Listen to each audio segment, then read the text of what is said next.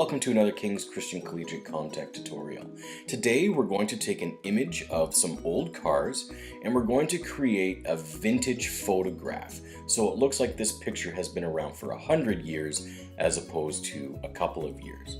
So the first thing we're going to do is open Photoshop. And then we need to access our photographs. So we go to File, Open, and go find the photographs you need. We're going to work with Ford 1, which is what I named our initial image. We're also going to use a couple of overlay textures. So I've got Ford Paper Grunge 1 and Ford Paper Grunge 2. These are the two textures that we are going to apply today. I've just named them Ford. It makes them easy to group, easy to find on the desktop as we're opening images.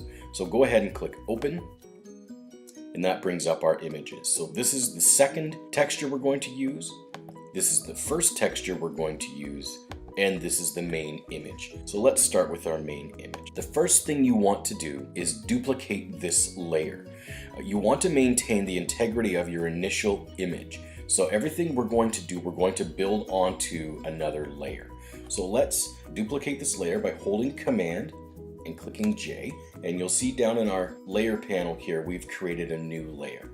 So this is called layer 1. You can leave it like that. I like to rename my layers, so I'm going to call this Ford base because it's the base image that we're going to be building on. Click Enter, and now we're going to start applying our effects.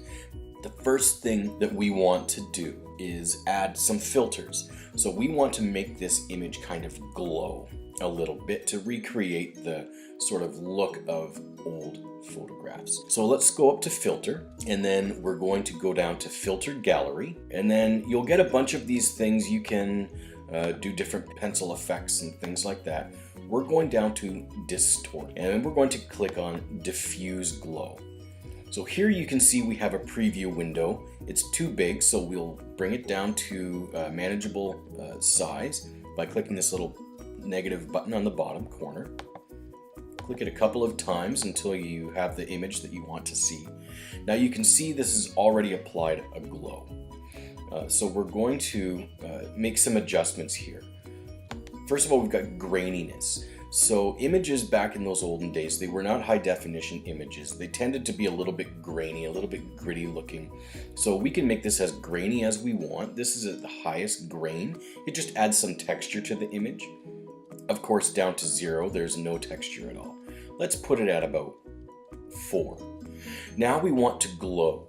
Now, if you notice, if we take away the glow, this is the image that we started with. We want to have a little bit of glow. Those lights are really going to kind of be sort of luminescent in these old photographs. And so we want to recreate that as well.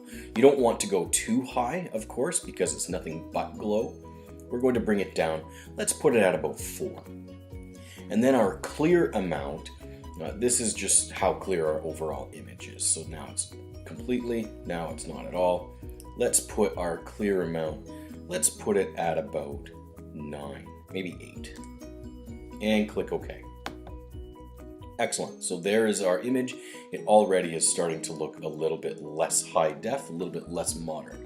Old photographs also used to have these sort of dark vignette kind of shapes around the edges. So we're going to add one of those as well. So to do that, we're going to go back up to Filter. We're going to go down to Lens Correction, and we're going to go over to Custom. Now all these sliders pop up, these little boxes. We're looking for Vignette. We don't want to lighten our vignette because we don't want those bright edges. We want some darker edges. So we're going to slide this down. You might not want to slide it all the way. It makes it a bit too dark, I think. I would say let's put it down to about -80. That gives us a nice vignette. Our midpoint we're going to leave at +50. That just tells us how much light there is and how far in this vignette goes. So we're going to leave it right where it is. Let's hit OK.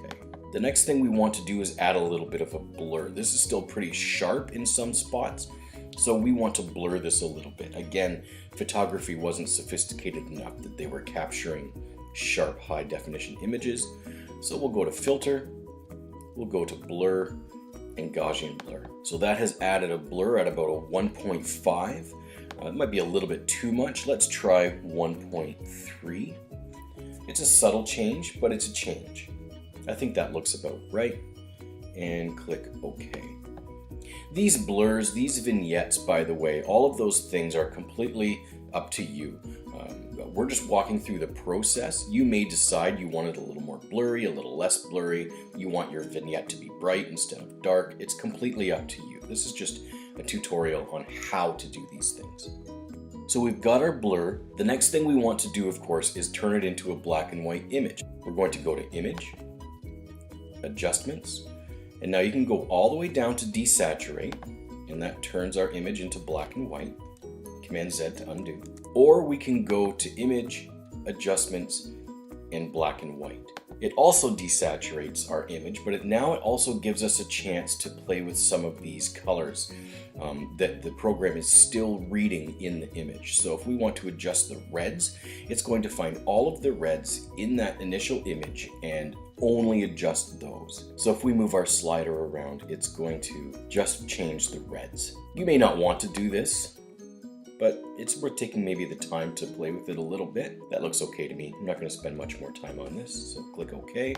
Now, we have created a blurry, slightly grainy vignette black and white photograph. So it already is starting to look old. But we want to add something more. We need to add some texture to this so that it really looks like it's been sitting in a drawer or packed away in a box in somebody's basement or attic for 100 years. So this is when we apply our grunge layers.